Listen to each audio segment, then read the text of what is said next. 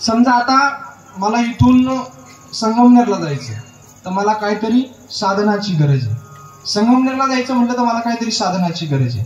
तसंच आपल्याला जर भगवान परमात्म्याजवळ जायचं असेल तर आपल्याला एक साधनाची गरज आहे. ते साधन जर कोणतं असेल तर ते संतरूपी साधन आहे महाराज. त्या संतरूपी साधनाच्या मार्फत तुम्हाला आम्हाला त्या भगवान परमात्म्याची प्राप्ती करायची.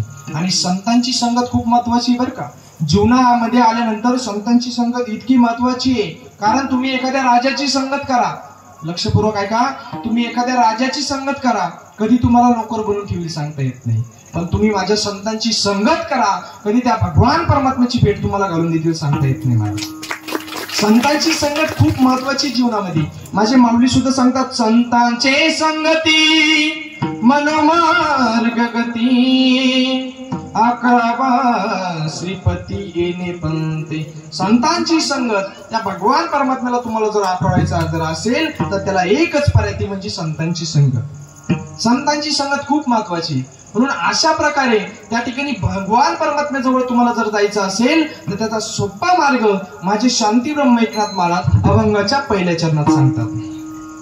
हरी प्राप्तीसी उपाय